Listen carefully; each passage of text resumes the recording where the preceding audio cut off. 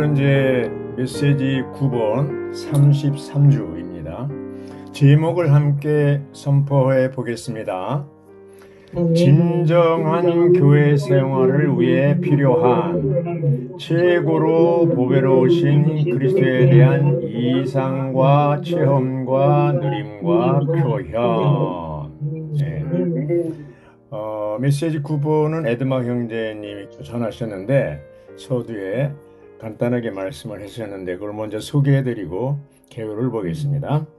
이번 메시지와 다음 메시지의 소리는 베드로 전후서를 다룰 것이고 11번, 12번 메시지에서는 요한 서신을 다룰 것입니다.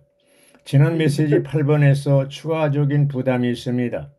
히브리서 6장 1절 성숙에 이르도록 전진합시다 라고 말합니다. 전진합시다라는 나아갑시다로 번역할 수 있습니다. 바울은 머뭇거리는 히브리인들이 전진하도록 격려하기 위해 히브리서를 썼습니다. 우리 중 누구라도 경주를 멈췄다면 주저하지 말고 다시 일어나 달리면 되는 것입니다. 전진하려면 목표에 이를 때까지, 상을 얻을 때까지 달리는 것입니다. 이제 메시지 9번에 왔습니다.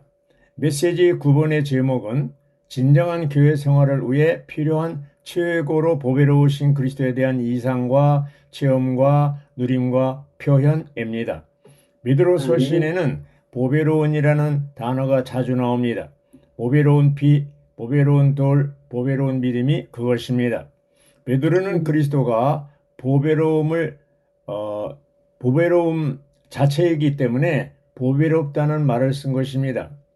로마 숫자 1번 보면 여기는 워치만이 전지 60번 제48장 소제목 가치관의 변화에서 가져온 것인데 로마 숫자 1번을 누가 읽어주시죠? 네. 그리스도 안에 있는 믿는 이들은 가치관이 바뀌어야 한다. 네, 아멘. 가치관의 문제가 나오네요. 여기 이제 베드로 전서 후서가 있는데 베드로 전서는요 64년경 바울이 순교하기 전에 썼거든요. 근데 베드로 후서는 69년경 바울이 순교한 후에 썼어요. 성전 파괴가 70년에 됐으니까 성전 파괴 1년 직전에 썼다고 볼 수가 있습니다. 그리고 이 내용은 이방 세계에 흩어져 있는 유대인 민원이들에게 주신 서신이라고 볼 수 있겠습니다. 그리스도 안에 있는 이들은 가치관이 바뀌어야 된다 그래 놓고 마태복음 23장 16절부터 26절까지 소개했는데 거기 보면은 율법학자들 바리새인들에게 주신 말씀이잖아요. 그게 이제 그들이 받을 8가지 화에 대해서 얘기하고 있습니다. 그리고 여기에 화가 있다는 말이 나오는데 주님은 바리새인들과 서기관들에게 화가 있다고 말하고 위선자들이라고 했습니다. 그들의 가치관이 잘못되었다는 거죠. 같은 장면을 누가복음 11장 45절에서는 그러자 율법사들 중 한 사람이 예수님께 선생님 그렇게 말씀하시면 우리까지 모욕하는 겁니다 라고 하니까 주님이 그 율법사에게 뭐라고 그랬냐 그래? 여러분 보니까 자기가 지기 어려운 짐을 남들에게 지우면서 자신은 그 짐에 손가락 하나도 대지 않냐 너희들은? 그들은 모든 종류의 위선에서 구출을 받아야 했습니다.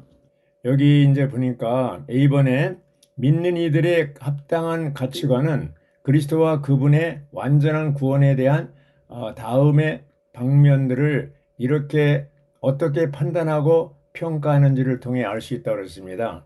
이제 5가지를 얘기했는데 여기 이제 1번에 교회 건축을 위한 모퉁이의 머릿돌이신 주 예수님에 대한 가치 이렇게 됐습니다. 이건 시편 118편 22절을 베드로전서 2장 7절에서 인용한 거예요. 거기 내용이 뭐냐면 건축자들이 버린 돌이 교회 건축을 위한 모퉁이의 머릿돌이 되었다는 거예요. 네. 아멘. 자, 그리스도가 이제 버려진 돌이냐 머릿돌인가 우리가 이제 볼 때 유대인들은 쓸모없는 돌이라고 했잖아요. 심지어 오늘날 사람들은 그리스도를 무시하죠. 욕할 때 써요. 욕할 때 지저스 그러면 제기라 해가지고 아주 나쁜 의미를 쓰잖아요. 이렇게 그리스도가 오늘날 땅에 떨어져 있잖아요. 그러나 우리들에게 있어서 그리스도는 어떤 분이에요? 버려진 돌이 아니고 모퉁이의 머릿돌입니다. 예, 머릿돌. 모퉁이의 아멘. 코너스톤이라는 게 뭐예요? 이방인과 유대인과를 연결시키는 돌이잖아요. 그리고 아멘. 부부 사이에 또 지체들 사이에 모퉁이 돌이 돼야 되겠죠. 연결시키는 코너스톤이 돼야 되겠죠. 이렇게 연결시킬 뿐 아멘. 아니라 그분은 우리의 머릿돌이 되셔야 됩니다. 그래서 이 아멘. 1번은 교회 건축을 위한 머릿돌이에요. 네, 교회 건축이죠. 2번에 그들의 친척과 비교되는 주 예수님의 가치라고 그랬어요. 이게 무슨 얘기냐? 마태복음 12장에서 예수님은 하나님의 뜻을 행하는 사람이 나의 형제고 나의 자매며 나의 어머니다. 이렇게 얘기했습니다. 아멘. 그러니까 우리도 주님이 보시는 대로 봐야 돼요. 하나님의 뜻을 행하는 아멘. 사람들, 그들이 우리의 형제요, 자매요, 어머니로 대해야 되는 거죠. 이게 무슨 얘기냐? 육신의 관계, 부모 관계, 또 중요하지만 더 중요한 건 뭐야? 영적인 형제자매가 더 중요한 거예요. 육신의 관계는 아멘. 우리가 육신이 끝나면 끝나요. 그렇지만 영적인 관계는 영원한 겁니다. 이게 어떤 게 더 가치가 있습니까? 영원한 게 관계가 있는 거예요. 그래서 예수님이 그랬잖아요. 누가 나의 형제요 자매고 어머니냐 이렇게 이건 영적인 관계를 얘기하는 거예요. 3번에 땅에 속한 보물과 비교되는 정의의 보배신 그리스도의 가치라고 그랬습니다.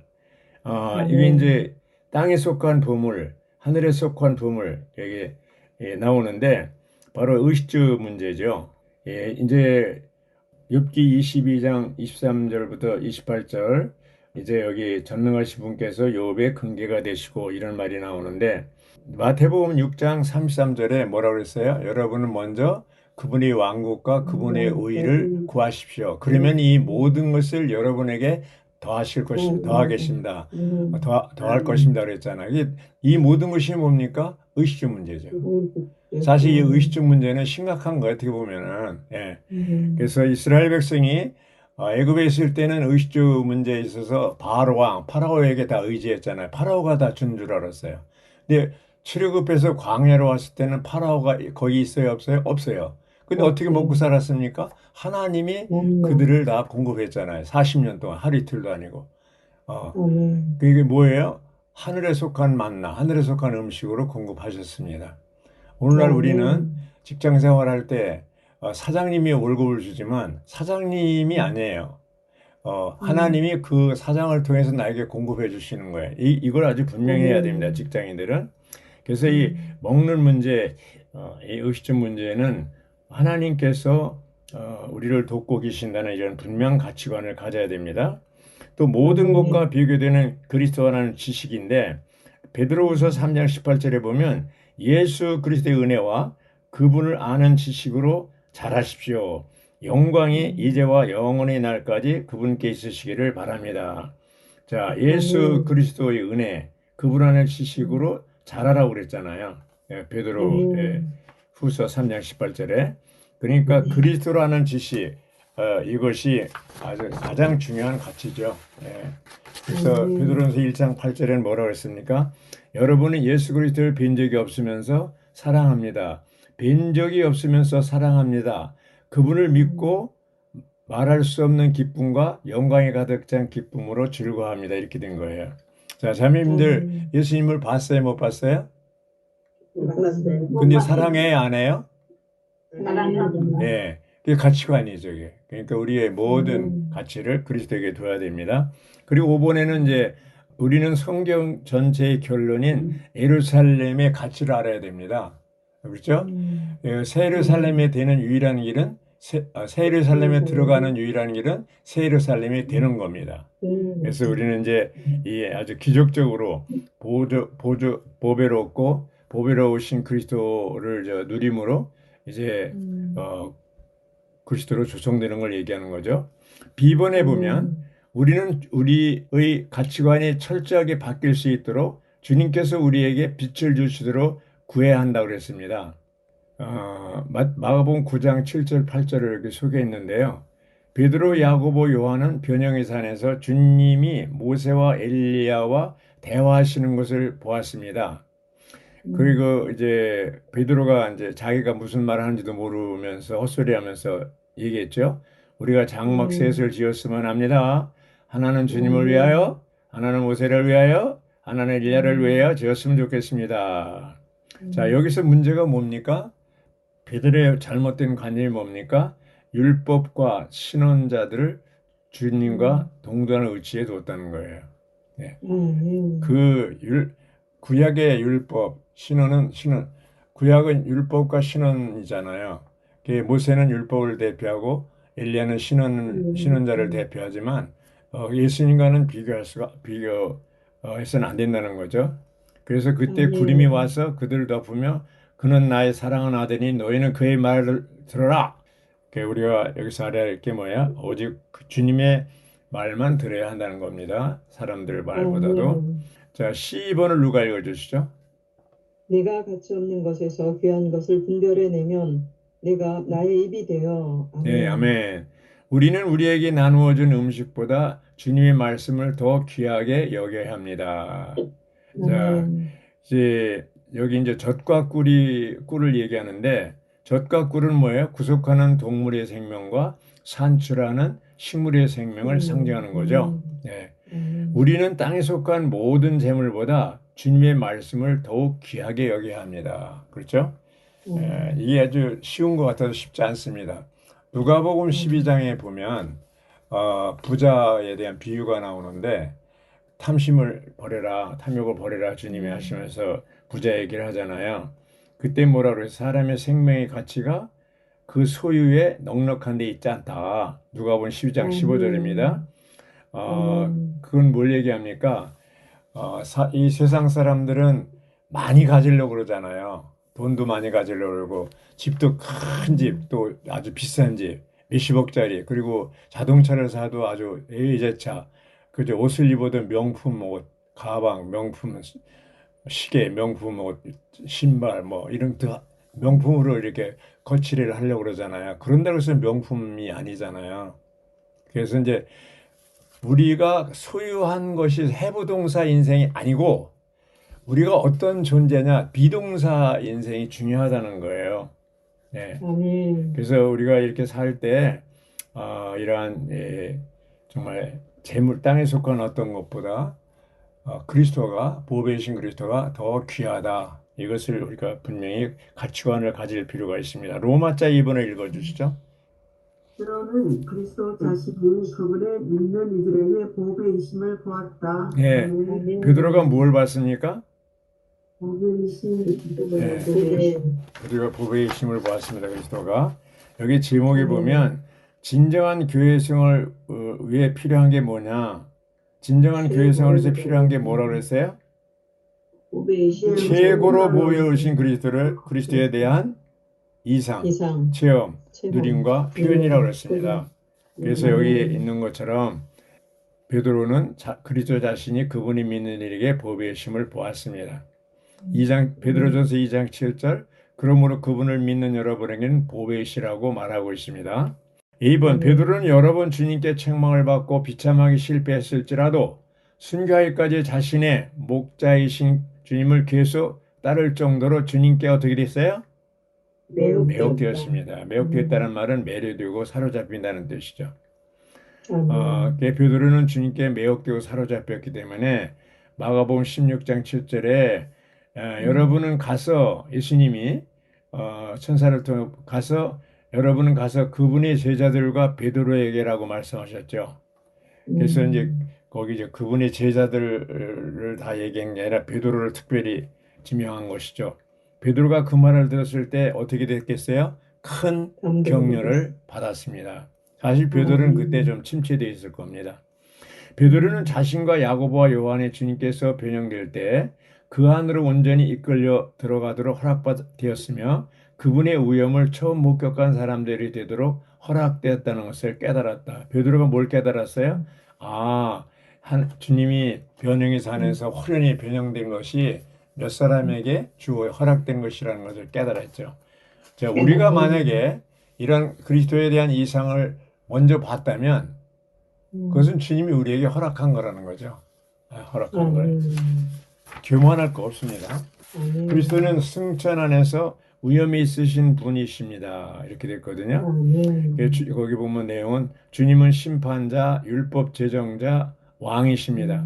주님은 입법부, 사법부, 행정부의 모든 신성한 행정의 권위를 갖고 계신 분이라는 거죠. 영문자 비번에 보면 하나님의 건축물을 위한 베드로의 보배로운 돌은 그리스도 자신이라고 그랬습니다. 보배로운 돌이 나오죠. 예. 그리고 C번은 보배로운 피가 나오고 D번은 보배로운 이름이 나옵니다. 보배로운 이름. 예. 사도행전 4장 12절에 보면 그러므로 다른 이에게서 구원을 받을 수 없습니다. 왜냐하면 우리가 의지하여 구원을 받을 수 있는 다른 이름을 하늘 아래 사람들에게 주신 적이 없기 때문입니다. 예, 구원받을 다른 이름이 없다는 거죠. 우리가 공자녀, 석가모니여 아무리 애쳐도 구원이 없습니다. 예. 그리고 이제 아라비아 숫자 2번은 D번의 2번이죠. 보배로운 약속이 나오잖아요. 예, 구약 신약이잖아요. 구약의 모든 약속이 신약에서 다 이루어졌고 신약에서 사복음에서 한 약속이 지금 다 이루어져 가고 있죠. 95%가 다 이루어졌다는 거 아닙니까? 2번, 영문자 2번은 보배로운 믿음을 얘기하고 있습니다. 하나님은 모든 믿는 이에게 동일하게 보배로운 믿음을 할당해 주셨습니다. 자매님들에게 이런 믿음이 할당됐어요, 안 됐어요? 할당되어 있습니다. 그래서 로마서 12장 3절 거기 인용하셨는데 마땅히 생각할 것 이상으로 자신을 더 높게 생각지 말고 하나님께서 각 사람에게 나눠주신 믿음의 분량에 따라 분수에 맞게 생각하십시오. 이제 회복원에 들어오고 많은 사람이 들어오고 많은 사람이 나갑니다. 심지어 사람들은 나갈 때 그냥 나가자고 배역해줘. 배역을 하고 나오네. 그들은 뭐야? 맑은 생각을 갖지 못하고 몸 안에서 자신의 분량을 알지 못하고 몸 안에 있는 질서를 어긴 것이죠. 네. 몸 안에서 우리의 분량을 알아야 합니다. 우리는 지나치게 자신의 위치를 모르고 다른 사람을 판단하고 정죄하고 봉사자들 함부로 말하는 건 뭐예요? 자신의 분량을 모르는 것이죠.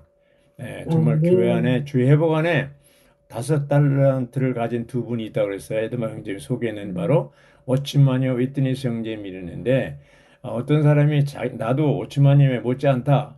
위트니스 일하고 비교할 수 있다. 이렇게 얘기하는 사람이 있어서는 안 된다는 거예요. 자기 분량을 모른다는 거예요. F번에 보면 우리의 믿음은 많은 고난을 통해 오는 다양한 시련을 통해서 보배롭게 증명된다. 이제 보배로운 믿음이 되려면 시련을 통과하고 증명해야 됩니다. 로마자 3번을 보시죠. 누가 읽으시죠? 이사야는 낙심해 있을 때 영광 안에 계신 그리스도에 대한 이상을 보았다. 자, 이사야가 언제 이상을 보았습니까? 낙심해 있을 때. 네, 낙심해 있을 때 이상을 보았습니다. 바울도 고린도후서 1장 8절 9절에 보면 낙심해 있을 때 소망이 다 끊어지고 이제 죽게 될 거라고 생각할 때 바로 주님에 대한 이상을 본 것이죠. 네. 여기 이제 이사야가 살았던 시대를 보면 이스라엘 백성들이 아주 타락할 대로 타락했죠. 예. 악을 선이라고 선을 악이라는 이들이죠. 어둠을 빛에 두고 빛을 어둠에 두는 이런 이들, 쓴 것을 단 것에 두고 단 것을 쓴 것에 두는 이들에게 화가 있으리라 이렇게 얘기했어요. 예. 그러니까 이들을 보면 이스라엘 백성들을 보면 이사야는 낙심했죠. 그런데 이제 뭐를 봤습니까? 하나님이 이사야에게 그걸 보지 말고 땅을 보지 말고 뭐 아래를 보지 말고 위를 봐라. 이게 비번을 보면요. 하나님께서 선택하시고 사랑하신 백성의 반역과 죄악과 부패에도 불구하고 주님이시자 왕이시자 만군의 여호와이신 그리스도를 여전히 영광 가운데 높이 들린 보좌에 앉아 계셨죠. 그 보좌에 앉아 계신 그리스도를 보라는 거죠. 땅을 보면 낙심하고 예수 그리스도를 보면 소망이 넘치고 이렇게 됩니다. 예. 그 아멘. 이사야가 본 분은 어떤 분이에요? 그리스도라고 그랬습니다. 그리스도. 네. 아멘. 거기 1번은 요한이 이 땅에서 그리스도의 생활과 이 일을 설명하면서 이사야가 그분의 영광을 보았기 때문에 그분에 대하여 말한 것이었다라고 했습니다. 요한복음 12장 41절에 나오죠. 우리가 보좌에 앉으신 영광스러운 그리스도에 대한 이상을 보려면 우리의 영을 사용하여 이사야의 경고의 말씀에 주의를 기울여 주님께서 우리의 내적인 눈을 열어주시고 이렇게 나오죠. 예, 아멘. 영을 사용하고 마음을 주님께 돌이켜야만 그 이상을 볼 수 있다는 것입니다. 사도 요한도 계시록에 보면 주님의 날에 영안에서 또 영안에 있을 때 뭐예요? 세루살렘 이상을 보고 바벨론의 이상을 보고 주님의 날에 일곱 교회에 대한 이상을 다 봤습니다. 네. 아멘. 그리고 그리스도의 긴 옷은 주로 그분의 인성 안에서 그리고 그분의 인성을 통해 표현되는 그분의 미덕의 광채를 상징하는데 그걸 본 것이죠. F번의 이상을 본 결과 이사야는 자기가 정결되고 죽게 되었고 자신의 입술이 부정한 사람이고 입술이 부정한 백성 가운데 거하고 있음을 깨달았죠. 그러니까 여기서 우리가 주님에 대한 이상을 볼수록 더 우리는 죽게 되는 것이고 그렇죠? 신약 의미에서 하나님을 보는 것은 하나님을 얻는 거라고 했습니다. 우리가 본 그리스도가 바로 우리가 얻은 그리스도입니다. 예, 그렇죠? 여기 이제 아라비아 3번 보면 F번의 3번 우리가 하나님을 보고 하나님을 알고 하나님을 사랑할수록 자신을 더 혐오하고 더 부인하게 된다고 했습니다. 욥기 42장 5절 6절에 보면 제가 주님에 대해 귀로만 들어왔으나 이제 제 눈으로 주님을 배웠습니다. 그러기에 제 자신을 혐오하며 티끌과 제 가운데 회개합니다. 이렇게 됐습니다. 그러니까 정말 주님을 만난 사람도 누구든지 교만할 수가 없고 엎드리게 되고 회개하게 되죠. 영문자 G번 자신이 더럽다는 것을 깨달은 후에 이사야는 하나님의 거룩함을 상징하는 스랍들 가운데 하나가 제단에서 가져온 타고 있는 숯으로 정결하게 되었습니다. 하나님을 본 결과는 하나님에 의해 정결되게 되고 정결하게 되고 깨끗하게 되는 것이고 하나님에 의해 깨끗하게 된 결과는 하나님의 보내심을 받아 하나님께 선택받은 백성을 그리스도를 사는 상태로 이끄는 것이라고 했습니다. 자, 로마자 4번을 누가 읽어주시죠?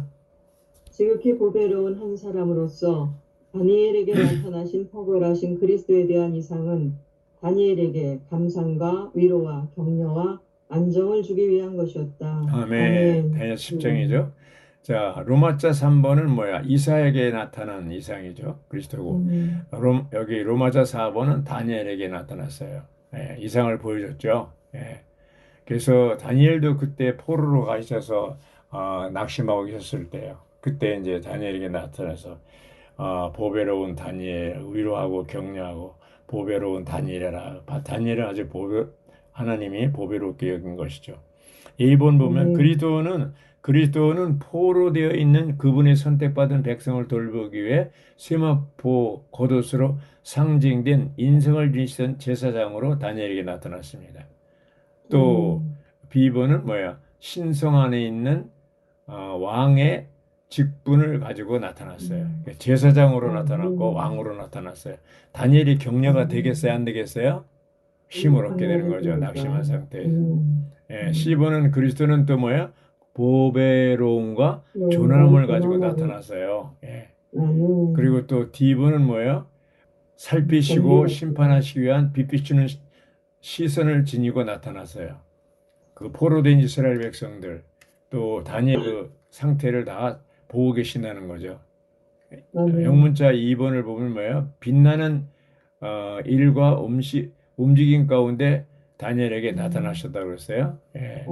어쨌든 이 모든 나타남이 다니엘이 그 당시에 포로돼서 낙심하고 어려울 때 나타나셔서 다니엘에게 뭐예요? 그 놀라운 이상을 보여준 것이죠. 네.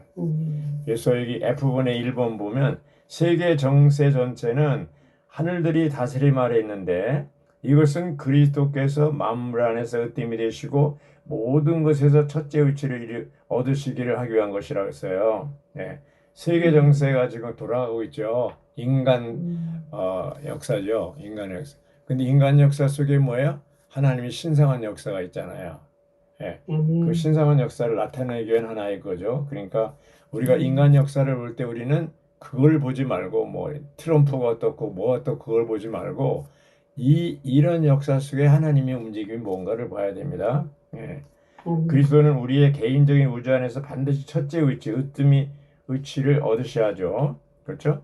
그리고 아멘. 어, 이제 하나님은 그분의 하늘에 속한 다스림 아래서 환경을 사용하셔 그리스도를 우리에게 중심과 전부가 되게 하신다 그랬어요. 그러니까 우리 개인적으로, 단체적으로, 국가적으로 모든 환경이 오죠. 그런 모든 것은 뭐야? 아멘. 그리스도가 우리의 중심이요 둘레가 되고 머리가 되고 아멘. 목적이 되게 한 것이죠. 예. 그래서 하나님은 그리스도가 으뜸이 되게 하시는 목적으로 우리를 그분의 백성으로 선택하셨죠. 아, 그리고 아멘. 자, 로마자 5번을 읽어주시죠. 로마자 5번. 아멘. 엄청 긴데요, 선생님.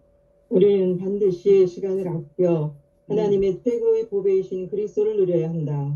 그럴 때 우리는 그분으로 조성되어 하나님 자신께 개인적인 보물이 되는 보배로운 사람이 될 수 네, 있다. 거기까지 읽으세요. 우리가 네, 그분을 됐습니다. 됐습니다. 아멘. 자, 우리가 반드시 시간을 아껴야 되는 이유가 뭐라 그랬어요? 그리스도를 최고의 그리스도. 보배이신 그리스도를 누리기 위해서 시간을 아껴야 됩니다. 시간은 아멘. 하나님은 모든 사람들에게 공평하게 시간을 줬어요. 24시간. 자매님들에게도 아멘. 24시간 다 줬어요. 저에게도 줬어요. 근데 시간을 아멘. 어떻게 쓰느냐가 이제 관건이죠.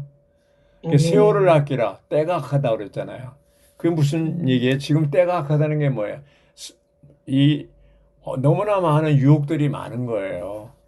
아멘. 그리스도를 누리고 체험하고 우리가 본 이상을 따라 살고 체험하고 누리고 표현하고 싶은데 이 때가 악하여서 그걸 못하도록 어떻게 돼요? 자꾸 유혹하잖아요. 아멘. 그렇기 때문에 시간을 아낀다는 건 뭐예요? 그리스도를 최고로 보배로운 그리스도를 누리는 것이 바로 시간을 아끼는 거예요. 아멘. 병원에 입원했을 때도 아플 때도 또 어떤 그 상황에 직장에서도 여러 가지 바쁜데 가정에서도 우리는 시간을 아껴서 무엇을 추구해야 돼요? 그리스도를 추구해야 그리스도. 됩니다. 아멘. 네, 그리스도를 추구해야 됩니다. 최고의 보배이신 그리스도를 누려야 됩니다. 체험하고 아멘. 누리고 표현해야 됩니다. 그럴 때 아멘. 우리는 그분으로 조성되고 하나님 자신께 개인적인 보물이 된 보배로운 사람이 될 수가 있어요. 그래서 아멘. 이제 여기 로마자 5번까지 있는데요. 1번은 가치관이 바뀌어야 되는 거고 2번은 보배이신 그리스도 3번은 영광 안에 계신 그리스도 4번은 탁월하신 그리스도 5번은 뭐예요? 보배로운 사람이 되는 거예요. 보배로운 사람. 이 5번은 보배로운 사람이 되는 거예요. 그러려면 뭐예요? 보배이신 그리스도를 우리가 누려야 돼요. 시간을 아껴서. 시간을 아껴서. 아멘. 자, 결론을 말씀드리고 마치겠습니다. 우리는 반드시 시간을 아껴 하나님의 최고의 보배이신 그리스도를 누려야 합니다. 아멘. 그럴 때 우리는 그분으로 조성되어 보배로운 사람이 될 수 있습니다. 아멘. 할렐루야. 우리가 그분을 영적인 보물로 누릴 때 그분은 우리를 영적인 집과 왕들인 거룩한 제사장 체계로 만드실 것입니다. 아멘. 그렇죠? 우리는 최고로 보배롭고 영광스러운 그리스도의 이상을 보아야 합니다. 아멘. 그래서 우리의 가치관이 철저히 변화되어야 합니다. 아멘. 하나님의 영광이 우리에게 나타나는 것이 바로 하나님의 부르심입니다. 아멘. 주 예수. 우리가 그리스도에 대한 영광스러운 이상을 가질 때 이 이상은 우리의 인생 전체를 전환할 것입니다. 아멘. 베드로는 그리스도 자신이 그분의 믿는 이들에게 보배심을 보았어요. 베드로서 2장 7절. 구약의 이사야도 다니엘도 낙심하고 있을 때 그리스도에 대한 이상을 보고 위로를 받고 힘을 얻었습니다. 아멘. 베드로는 67년 바울이 순교한 후 69년경에 베드로후서를 썼는데 베드로후서 1장 14절에서 뭐라고 썼냐? 왜냐하면 우리 주 예수 그리스도께서 나에게 분명히 보여주신 대로 나의 장막을 벗을 때가 임박하였다는 것을 알기 때문입니다. 장막을 벗을 때가 임박하였다는 얘기는 뭐예요? 죽을 때가 가까웠다는 얘기입니다. 그 15절, 1장 15절입니다. 베드로서 1장 15절. 나는 더욱 힘써서 내가 떠난 후에도 죽은 후에도 여러분이 이러한 것들을 항상 기억할 수 있도록 할 것입니다. 여러분 우리에게도 해당되고 흩어진 나그네들이 흩어진 나그네들 이방인들 이방 땅 흩어진 믿는 이들이죠. 여러분이 이러한 것들을 항상 기억할 수 있도록 이 후서를 썼다는 얘기예요. 아멘.